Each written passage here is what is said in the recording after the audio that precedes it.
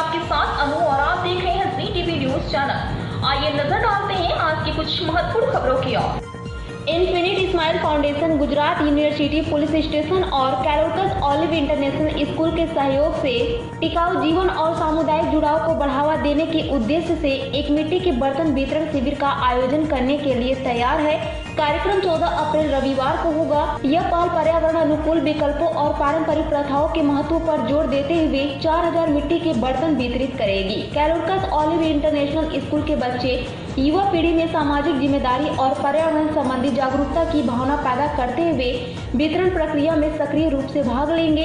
Infinite smile foundation के अध्यक्ष पूर्वा शाह ने कहा, इन्फिनिट स्माइल फाउंडेशन में हम बड़ा बदलाव लाने के लिए छोटे कार्यों की शक्ति में विश्वास करते हैं। मिट्टी के बर्तन वितरित करके हम न केवल टिकाऊ जीवन को बढ़ावा दे रहे हैं बल्कि पारंपरिक शिल्प कौशल के संरक्षण को भी प्रोत्साहित कर रहे हैं। यह सामूहिक प्रयास समाज पर सकारात्मक प्रभाव डालने की हमारी प्रतिबद्धता को दर्शाता है। पेश है अहमदाबाद से नीता लिंबाचिया की खास रिपोर्ट।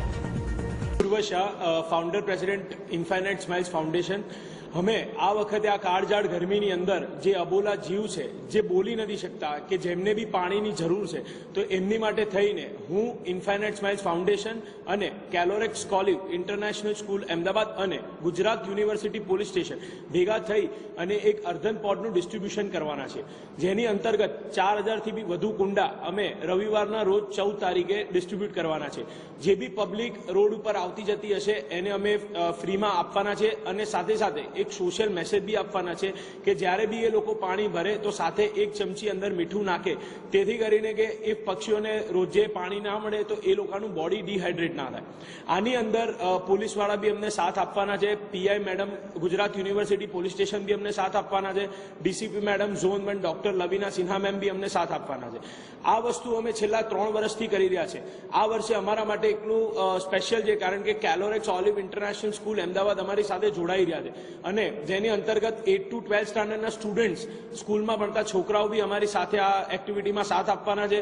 14મી તારીખ એપ્રિલે સન્ડે બી અમારી જોડે એઝ અ એક્ટિવિટીમાં સર્વ કરવા આવવાના છે।